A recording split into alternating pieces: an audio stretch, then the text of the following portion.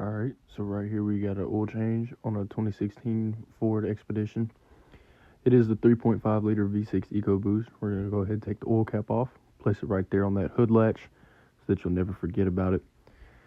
And as we get under the vehicle, this car does have a skid plate in the front for where the oil filter is. And they're all made out of plastic clips. These ones aren't the ones where you need a tool for. You can all do it by hand. Some of them twist, some of them you just pull, like how I'm doing right here. And, you just pull them out. Don't be afraid to not put any force on them. They'll just pop out. Like, see, that one give me a little bit of trouble. Just keep on pulling, go to another spot. Try to loosen up all the main areas. So, yeah.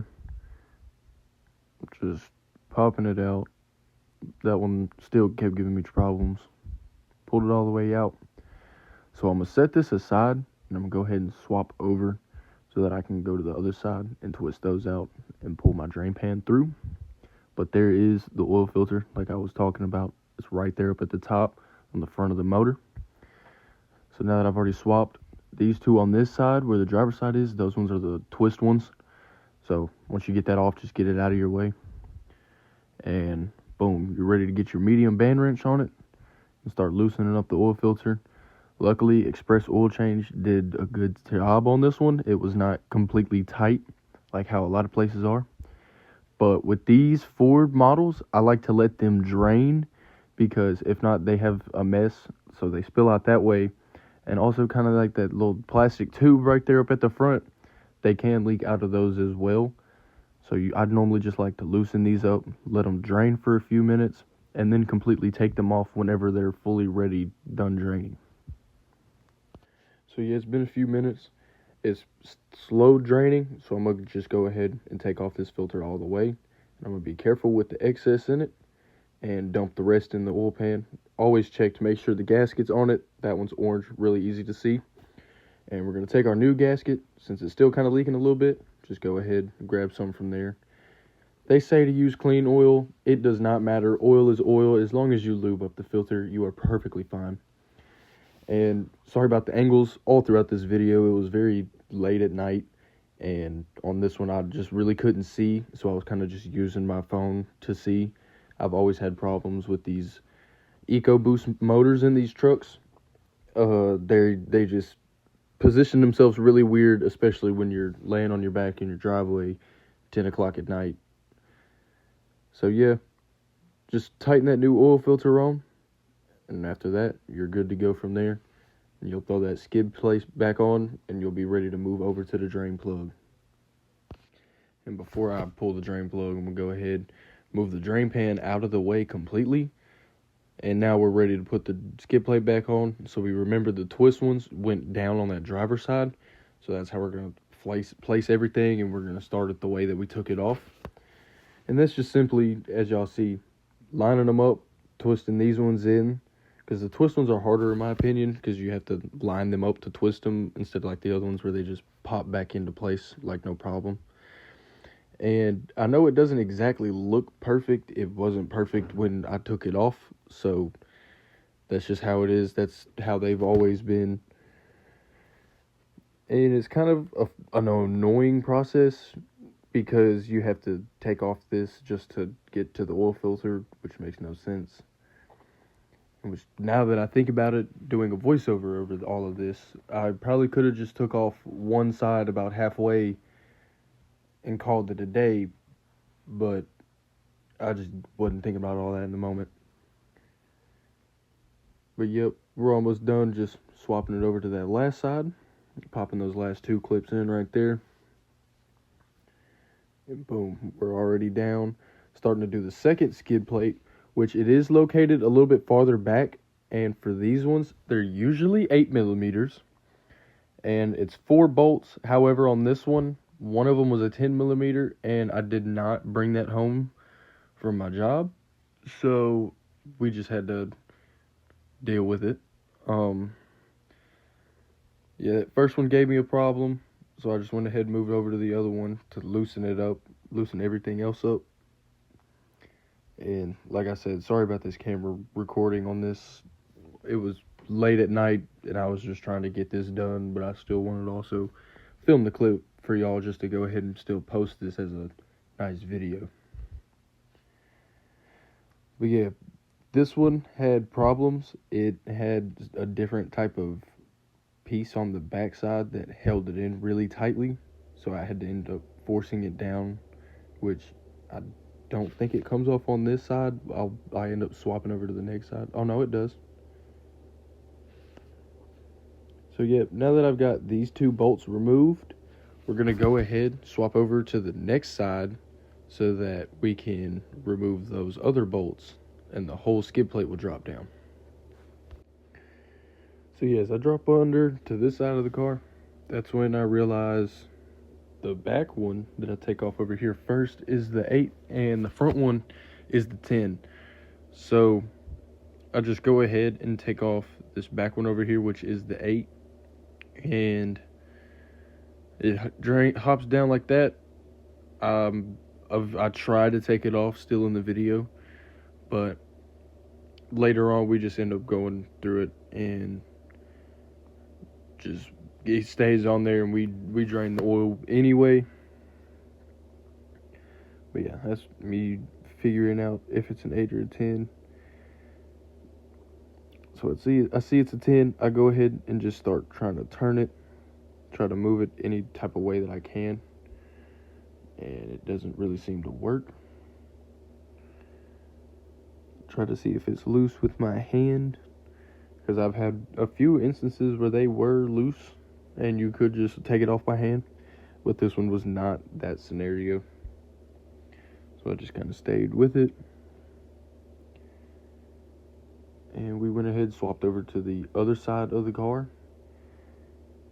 And don't necessarily remember this clip. I think this is us going for the drain plug. Yep, like I said, sorry for the camera recording. It gets really bad in this video. It's just all on our chest mount for right now.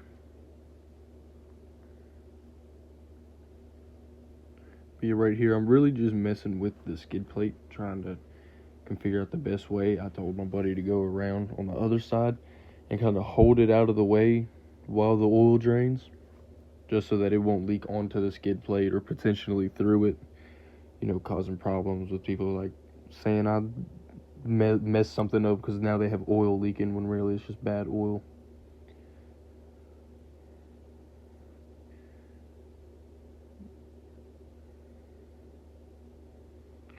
So yeah, finally fixed the camera, and yes, I did get a new ratchet from last video because now I work at a dealership, so we got tool trucks, and I decided to get me a nice little ratchet from Mac Tools. It's definitely nice, and like the flex head on it, it's very long, got enough torque. If I'd have jacked the vehicle up, I'd have had a little bit more easier use with it, I guess, because as you see, I kind of didn't have the best, but I still had enough range to go ahead and loosen that drain plug up.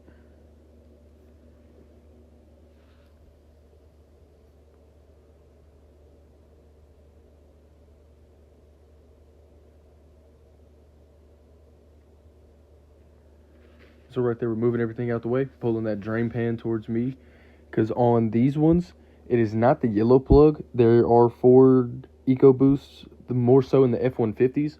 They have a yellow plastic drain plug, and it just takes a 3/8 head. But this one's just a 15 millimeter, and it shoots out towards the passenger side of the vehicle.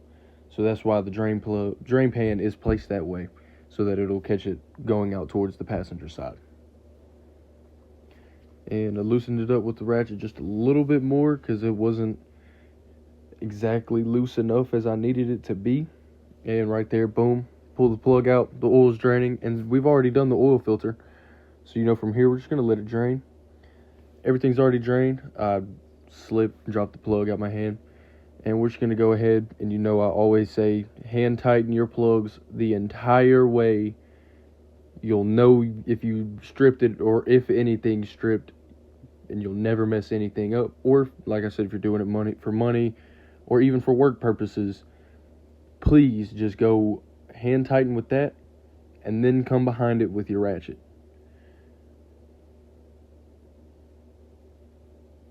Which I did get it a little bit with this, but I would not recommend ratcheting for tightening purposes that way, especially when you're laying down on the ground. As you see, I swapped over into a better position there. Everything got tight. We're good there. And before we put the oil in it, we're going to go ahead and put up this skid plate that's been giving us problems. And so, like I said earlier, this one had a weird fastener on the back, and that's when I realized, because it just like sticked up there and it fell out. There was nothing for it to go into. So yeah, I've ended up fooling around with this one a little bit and went over to the next one because I did not want to keep playing with it.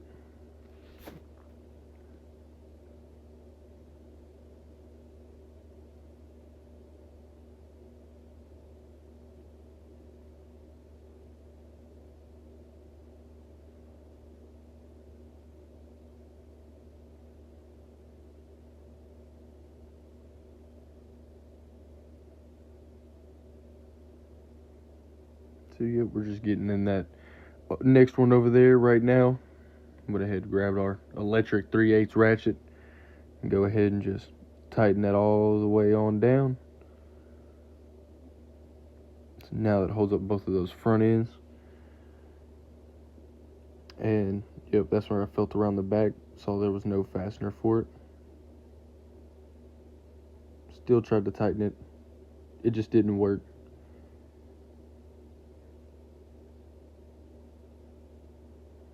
Tried to see if I could anyway. Still didn't work. So I just grabbed those two. Swapped over to the other side because I figured maybe if it doesn't work, I can still just try to, throw that third one in and it'll keep it from hanging.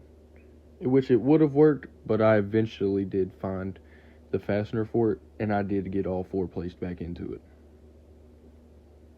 So yep, that one placed right in perfectly fine. It had the fastener behind it. Just tighten it on down. Boom. That's all it needed. Nothing too crazy.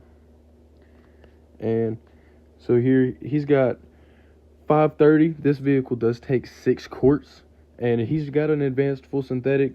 Just simple good option of oil personally. And what I like to do with these is I let the oil funnel fill up, and I kind of just get into a flow where it just stays at the top of the funnel. And you kind of just see I hold that throughout the whole first 5 quarts. And these ones don't really take too long to pour. As you see, I've already poured 5 quarts in just a few seconds really. And we're going to turn around, go ahead and grab out that last quart and just throw that on down really quickly.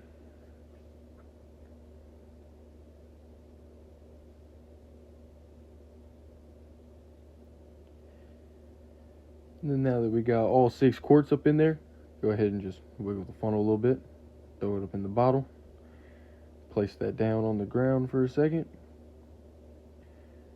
Throw our oil cap back onto the top of the motor because now we're going to go reset the oil life.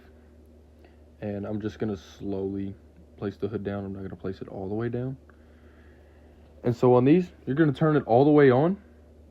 And you're going to use this OK pad over there on the side. You're going to hit the left button all the way back. And you're going to go down to settings, advanced settings. And then from there, vehicle and oil life reset. You'll hold the OK button. It'll reset right there for you. And we're going to go ahead and just push the back button all the way until we get back to display mode. And then from display mode, push up. And I went ahead and set it back how he wanted it. And re-pull the hood open. We're going to go ahead and check the oil level on this dipstick. Always got to double check just to make sure if you put in enough, too little, too much, everything like that. And we pull it out. These Fords have pretty good markers in between the 2 dots. And as we see, it is in between those. It is still very good right here. Nice, healthy, clean oil. Throw that back into the dipstick. housing.